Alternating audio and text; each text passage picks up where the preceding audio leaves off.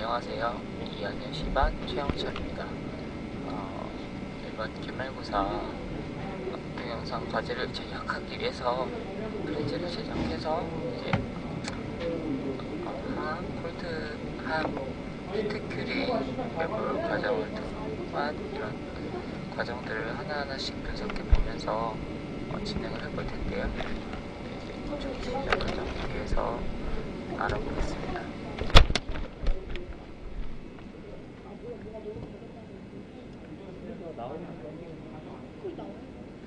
하학 히트큐리 과정들을 이렇게 사진을 통해서 보시다시피 순서대로 이렇게 있는데요. 히트큐리 같은 경우는 2학년 1학기 때부터 해서 쭉 배워왔기 때문에 이론상으로 많이 알고 있었는데 실제로 해보면서 이렇게 한 단계 한 단계 스텝들을 분할해서 다시 한 번 더 마지막으로 정리를 해보면서 훨씬 머릿속에 정리를 할 수 있었고요. 그리고 이제 마지막으로 이렇게 자세히 알고 넘어가기 때문에 또 마지막 수업 시간에는 저 혼자의 힘으로 이 단계들을 진행하면서 막히는 부분도 없지 않아 있었지만 그래도 그때 여태까지 배웠던 것들을 복습하면서 스텝을 진행하면서 위치를 완성해서 참 뿌듯하게 됐습니다. 제가 진행했던 과정들 사진을 찍으면서 단계들을 나눠서 한번 다시 보겠습니다. 화학 위치가 이렇게 계열 시작해서 치유 형성까지 끝난 이런 모형이 있는데요. 이걸 이제 하기 위해서 메모 단계를 진행해야 되는데요. 이때 모형은 완전히 건조된 상태이기 때문에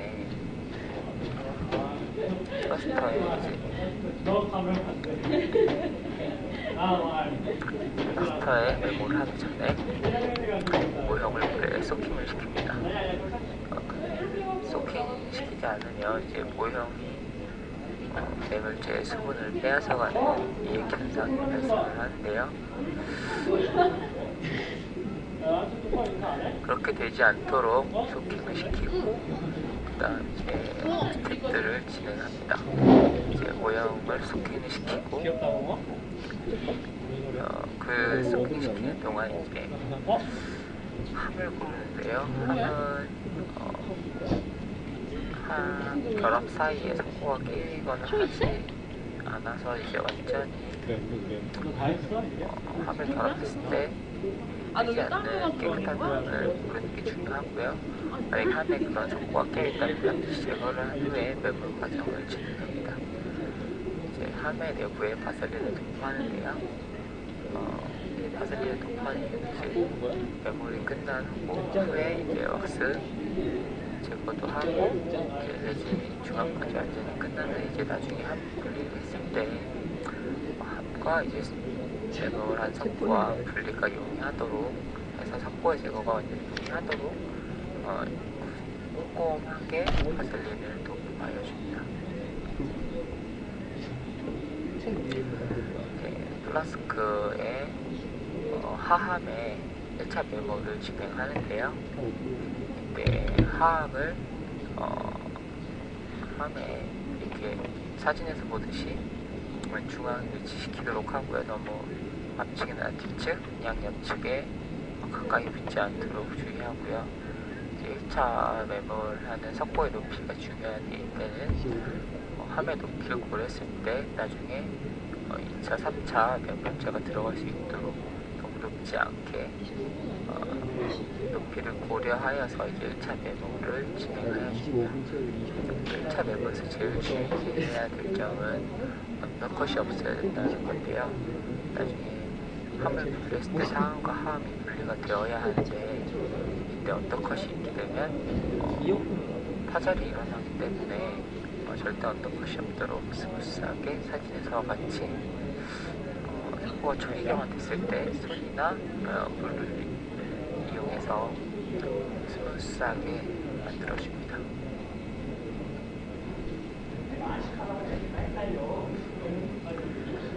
그리고 3차 매몰 후에 경화가 되면 이제 퍼티를 이용해서 현면에서 수면부에 위치시키는데, 이때 퍼티를 이용한 이유는 이제 나중에 중압이 레진 전이 끝나고 중압이 끝났을 때 석고가 인체 주변이나 엠브레이저 사이에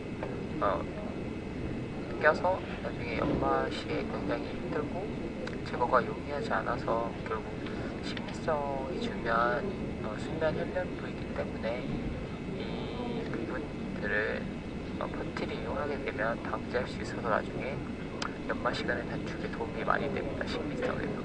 대신 이때 퍼티를 두껍게 이용하게 된다면 쿠셔닝 현상이 발생하기 때문에 좋지 않고요. 퍼티를 아주 얇게 치아의 수면 현면부에 위치시켜주는 편인데 부압면으로 올라오지 않도록 주의하고요. 레진 그리고 이제 경화가 됐을 때 2차 매몰을 진행하기 전에 석고 블리젤을 이용해서 도포하여주고 상함을 놓고 2차 매몰을 실시하여줍니다. 2차 매몰 같은 경우에는 치아의 절단에서 교환면을 이렇게 보일 수 있는 형태를 부여하여주고요. 그리고 3차 매몰과의 결합력을 높이기 위해서 의도적인 언더컷을 살짝 부여해줍니다. 그리고 퍼티를 이용했을 때도 퍼티가 붓기 전에 홈을 만들어 이제 결합력을 증가시켜줍니다.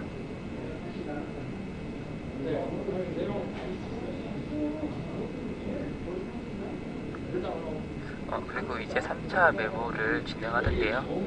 3차 매몰 시에는 이제 경석고를 이용하는데 1차, 2차와 다르게 경석고를 이용하는 이유는 이제 나중에 시합을 했을 때 내부에 가해지는 압력이 세지는데 이때 압력에 대비하기 위해서 경석고는 일반 플라스터보다 강도 경도가 우수하여 이런 내부에 가해진 압력에 대응이 가능하기 때문에 경석고를 사용합니다. 그리고 3차 매몰을 했을 때는 경석고를 일반 함의 절단에 맞춰서 딱 끝내는 것인데 좀 여유있게 해주어서 이제 함의 뚜껑을 닫으면 함의 뚜껑에 있는 홈을 통해서 경석고가 튀어나와서 이 내부가 절대 빈 공간이 없도록 빈 공간이 없는 것을 확인하기 위해서 경석고를 조금 더 여유있게 부어줍니다. 그리고 이제 경석고가 이렇게 튀어나왔을 때 가장자리에 있는 경석고를 제거해주고요. 그리고 이제 클램프에 조여서 경화 팽창을 방지하여줍니다. 네, 경화되는 시간은 약 40분, 50분 정도인데요. 이때는 분리되지 않도록 경화 팽창을 막기 위해서 클램프에 조여서 보관합니다. 이제 석고가 완전히 경화가 끝나게 되면 왁스를 제거하기 위해서 왁스를 연화시켜야 되는데 이때는 스팀기를 이용합니다. 스팀기에 경화된 석고가 들어있는 함을 위치시키고요. 뚜껑을 닫아서 가열하여 주는데요. 이때 시간을 너무 길게 잡는다면 열이 과하게 가열돼서 왁스가 완전히 흐름성을 가지는 액체 형태로 용융이 될 수 있는데요. 이건 바람직하지 못하고 왁스는 연화가 돼서 손으로 제거할 수 있을 만큼의 형태가 가장 바람직합니다. 그래서 10분 내지 15분 정도 스팀기에 위치시켜서 연화를 시킵니다.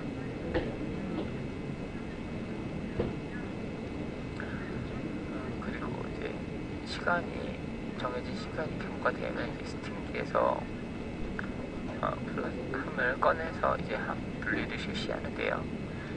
뒤쪽에 있는 홈을 이용해서 스파츌라를 이용해서 지렛대 원리를 이용해서 분리를 하여주는데요. 이때는 제일 주의할 것은 분리되면서 파절이 일어나지 않도록 가장 주의하여 줍니다. 하악 같은 경우에는 이제 뒤쪽에 있는 부분이 언더컷이 생기기 쉽기 때문에 파절이 쉽게 일어나는데 이때 강한 힘을 이용해서 하지 않고 부드럽게 분리를 해서 파절되는 일이 절대 없도록 주의합니다.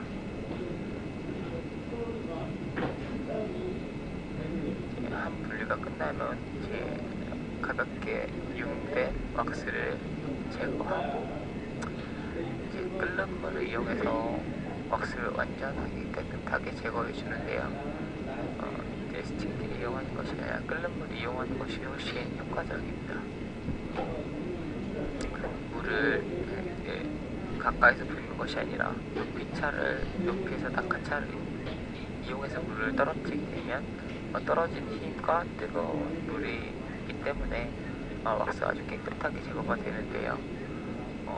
이때 제일 주의해야 될 것은 왁스가 완전하게 깨끗하게 제거가 돼서 나중에 레진 전입을 했을 때 함내부에 왁스가 존재하지 않아야 깨끗한 레진 상태의 위치를 얻을 수 있고, 만약에 왁스가 불충분하게 제거가 된다면 나중에 레진 전입 시 여러 문제가 발생하는데요. 이런 문제를 방지하기 위해서 반드시 잔존 왁스를 깨끗하게 제거하여 줍니다.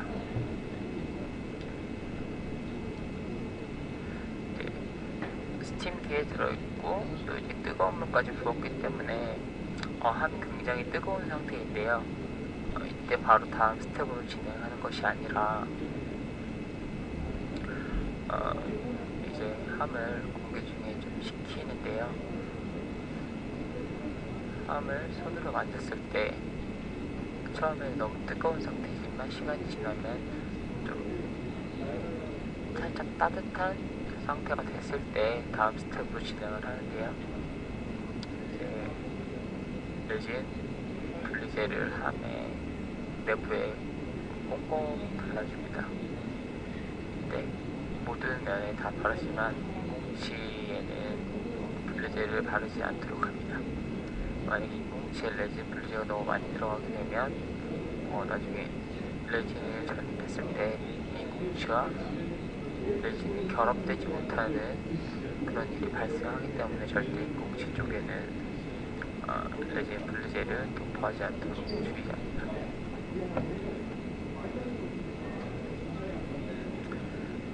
그리고 레진을 부피비 3대1, 무게비 2대에 맞춰서 계량하는데요. 이 혼합비에 맞춰서 레진을 계량해서 이제 믹싱합니다. 보시는 사진과 같이 이제 스파츌러로 믹싱하는데요. 이때 레진은 병상 상태에서 전입을 시켜줘야 하기 때문에 살짝 믹싱한 후에 리퀴드가 날아가지 않게 비닐을 덮어서 병상 상태를 기다리고요. 이게 병상 상태가 됐을 때 레진을 다뤄줍니다. 네. 너무 오랜 시간 손에서 다루게 되면 병상 스테이지를 노 스테이지를 지나기 때문에 주의해야 되고요. 이제 노 스테이지인 레진을 만졌을 때 손에 달라붙지 않고 떡같이 된 상태에서 레진을 분리해서 상안에도 꼼꼼히 눌러서 넣어주고 하안에도 꼼꼼하게 이제 눌러서 레진을 전입시켜줍니다. 네, 레진을 손으로 전입하고 이제 시압을 해야 되는데요. 시압을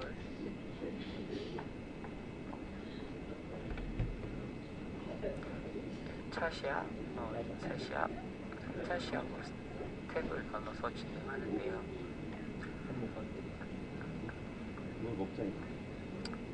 네, 제일 먼저 1차, 2차 시압 같은 경우 이거 언제까지 할 건데? 레진을 음향에 맞게 위치시키고 또한 이제 과잉된 레진을 제거하기 위해서 1차, 2차 시압을 하는데요. 레진을 정상 상태에서 위치시키고 비닐을 상안과 하안 사이에 넣어서 이렇게 결합을 시키고 시압기에 올리게 됩니다. 이제 시압은 1차보다는 2차, 2차보다는 3차 천천히 힘을 올려서 진행하는데요.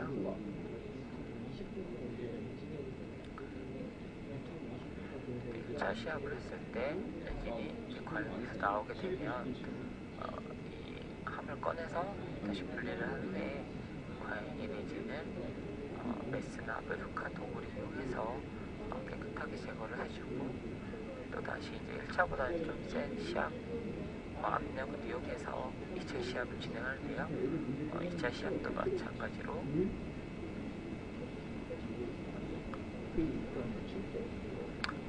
마찬가지로 과잉 레진을 나오도록 해서 다시 분리해서 과잉된 레진을 제거하여 줍니다. 그렇게 1차, 2차 시합이 끝나게 되면 다시 3차 시합을 해야 되는데요. 3차 시합 시에는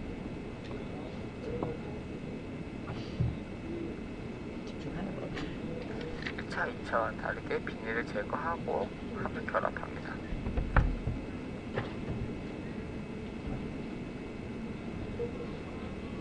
함을 결합했을 때는 안전하게 결합을 해서 3차 시합을 하는데요.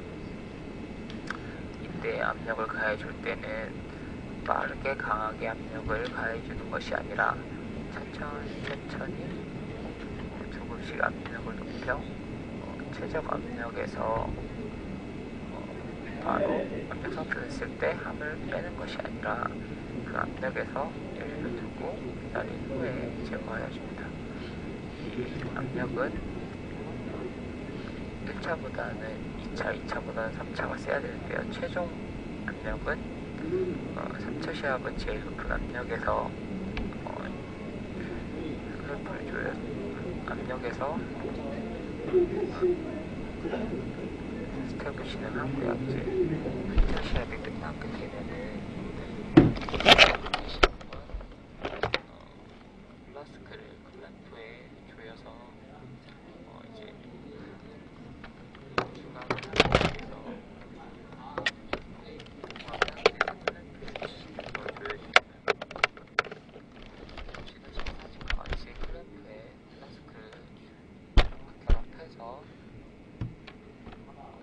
진행하는데요.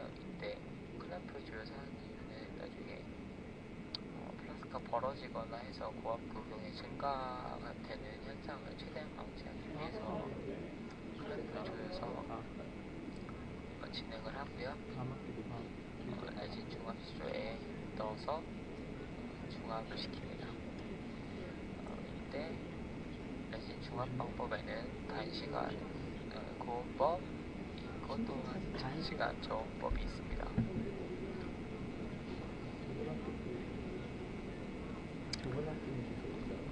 단시간 고온법 같은 경우에는 이제 주로 사용하는 방법이 아닌데요.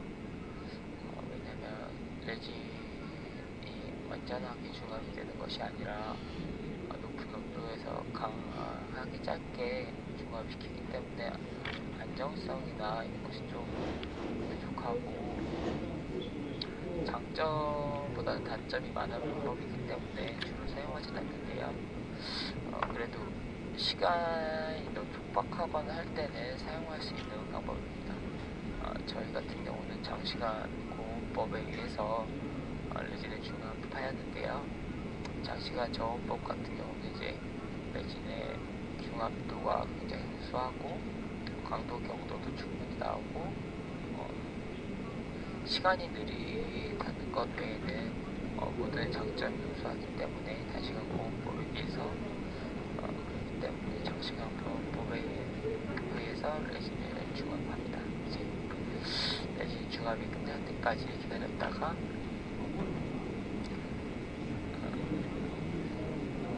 레진 중압이 끝난 함을 분리시키는데요. 이때 플라스크에서 강하게 레진을 분리하게 되면 파절이 일어날 수 있기 때문에 주의하고, 사진같이 이제 하면서 석고를 깨끗하게 매물을 된 석고를 깨끗하게 분리하여 주는데요. 이때는 처음에는 망치나 이런 걸 이용해서 분리를 하여 주지만 나중에는 모형이 파절될 수 있기 때문에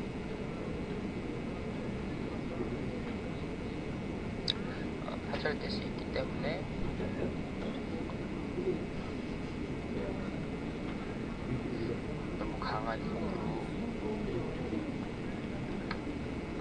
석고를 제거하는 것은 옳지 못합니다. 너무 강하게 하면 파절이 일어납니다. 그래서 조심스레 석고, 가위나 뭐 이런 도구를 이용해서 미세 분리를 제거해 주는데요.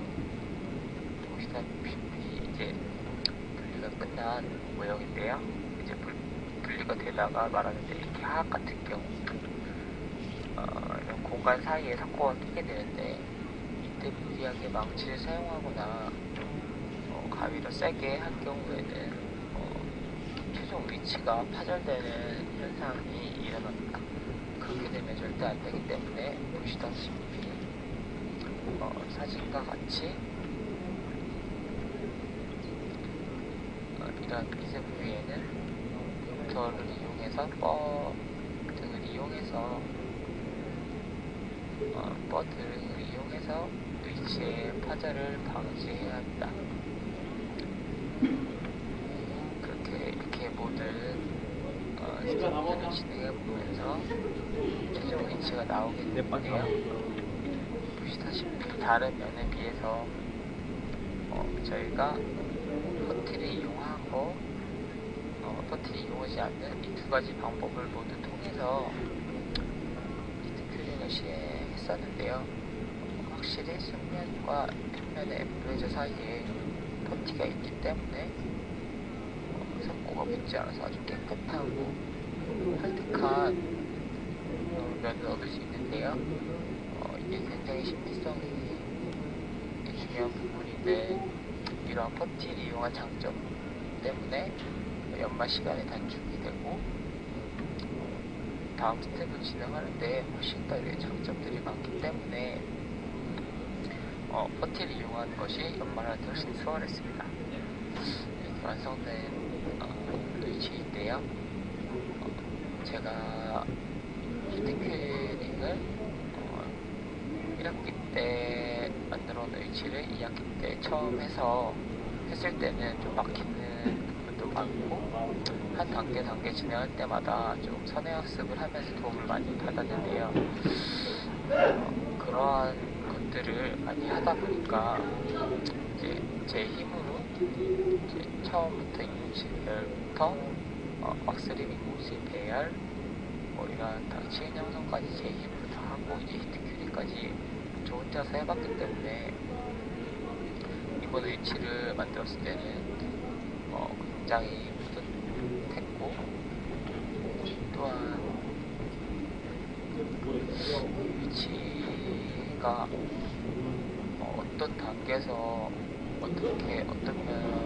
어떤 스텝에서는 어떤 것을 주의해야 하고 어떤 스텝에서는 이런 것들을 주의해야 하는지 정확히 많이 기억을 할 수 있었고요. 이번 학기 동안 히트큐링에 대해서는 거의 완전히 자세히 알 수 있게 된 것 같아서 굉장히 뿌듯했습니다.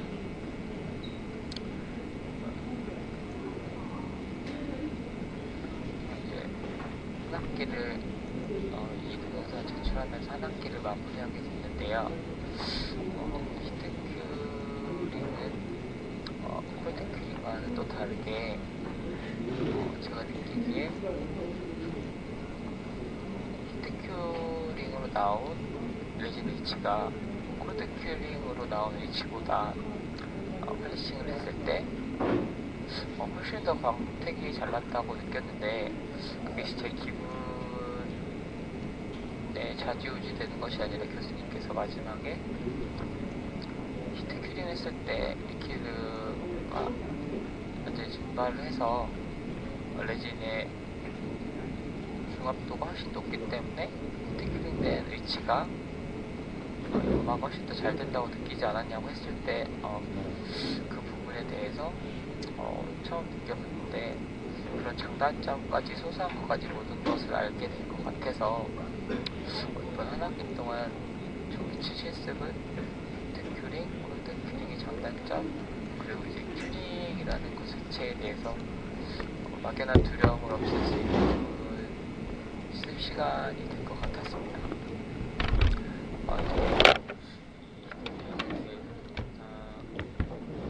시작이 끝날 텐데요. 한 학기 동안